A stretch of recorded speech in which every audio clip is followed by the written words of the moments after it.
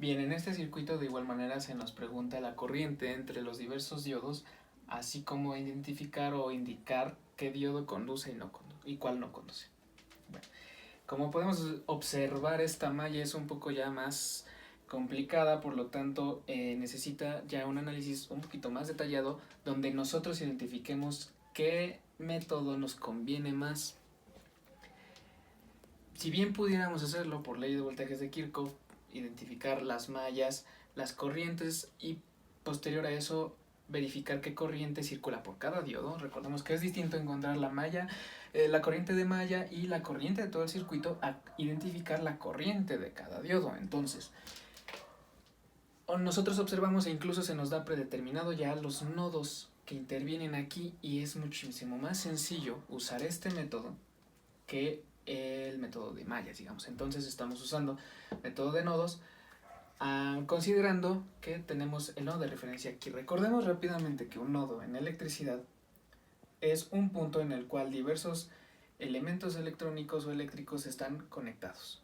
Para evitar supernodos y este tipo de cosas, pues verificamos que los nodos reciban de 2 ramales en adelante para un nodo sencillo, como son estos que solo reciben, si nos damos cuenta, 3 ramales. Esos son los nodos que ya se requiere un análisis. Por ejemplo, este que recibe ramal 1, ramal 2, ramal 3. Este que recibe ramal 1, ramal 2, ramal 3. Y este también. Este igual, pero nosotros establecemos este como referencia. La referencia nos la pueden poner aquí, aquí o aquí. Y el análisis cambia. Entonces, como el nodo de referencia está aquí, el análisis es el siguiente. Tenemos el nodo 1 y vemos siempre con respecto, en primer lugar, a tierra. Bueno, ¿por qué? Porque son los ramales que están conectados. El ramal a tierra, el ramal del nodo 2 y el ramal del nodo 3, que aquí se aprecia. Entonces, tenemos el voltaje 1, que otra cosa que se me olvidó mencionar rápidamente, cuando yo tengo mi nodo, tengo mis conexiones, yo voy a tomar que lo que entre es positivo y lo que salga es negativo. Dicen que en esta ley lo que entra sale. Entonces, yo tengo mi voltaje en el nodo 1 menos 10 volts que están entre esto y tierra. Ojo, si no estuviera la fuente sería 0. Voltaje 1 menos 0 o voltaje 1 nada más. ¿Por qué? Porque no tendría nada que intervenga. Como está la fuente, considero este 10.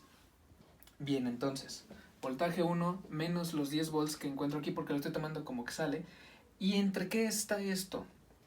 Entre mi resistencia. ¿Por qué? Porque estamos considerando que como digamos que vamos a obtener la corriente, pues mi ecuación está en función de mi voltaje sobre mi resistencia igual a mi corriente. Por eso es que la ecuación para esta ley de Kirchhoff es en fracción. Entonces, seguimos. Como es una sumatoria, las leyes de Kirchhoff, pues sigue mi más. Ahora, con respecto a mi nodo 2, tengo que mi voltaje 1 menos 0.7. ¿Por qué? Porque lo estoy tomando como que sale. Entonces, menos 0.7 más voltaje, sumado con el voltaje del nodo 2, ¿entre qué? Entre mi resistencia. Bien. Para el nodo 3 es la misma situación. Vemos que estamos hasta acá, entonces tenemos que mi voltaje en el nodo 1 menos 0.7. ¿Por qué también el menos? Porque está en un sentido opuesto al diodo, al que yo estoy tomando de acuerdo a mi criterio. Los signos de igual manera es a consideración propia. Bueno, si yo determino que salen, le pongo más, si yo determino que entran, le pongo menos, y así sucesivamente. Entonces, voltaje 1 menos 0.7 más el voltaje en el nodo 3, ¿entre qué? Entre la corriente, entre la resistencia, perdón, igual a 0. ¿Qué observamos? Que tengo un denominador común. Entonces, si yo multiplico por un kilo ohm, las resistencias se van. Entonces, transcribo mi ecuación tal cual, veo que aquí se cancelan los 0.7 y me queda 3 veces mi voltaje 1 menos mi voltaje 2 más mi voltaje 3. Aquí es así. Entonces,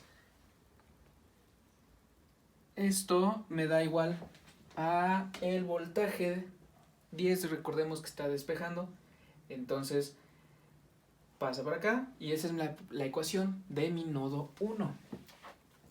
De la misma manera sucede con el nodo 2, que tenemos de aquí al nodo 1, de aquí al nodo de referencia y de aquí al nodo 3. De manera similar. Tengo mi voltaje en el nodo 2 menos, como está en un sentido correcto, 0.7 nada más el voltaje 1 del nodo 1 sobre mi corriente. Digo, sobre mi resistencia, perdón. Más voltaje en el nodo 2 está en un sentido correcto que yo estoy tomando como positivo, que sale más el voltaje del diodo sobre mi resistencia. Voltaje en el nodo 2, sentido que quiero, en positivo sale menos 0.7 sumado con el voltaje en el nodo 3 entre la resistencia. Igual a 0, hago exactamente lo mismo que aquí, simplifico, transcribo la ecuación, dejo todo en términos de voltaje de la sube y despejo los voltajes que me salieron, ¿no? Que en este caso tengo 3 veces 0.7, 0.7 por 3, 2.1. Para el nodo 3, de manera similar, tengo el voltaje 3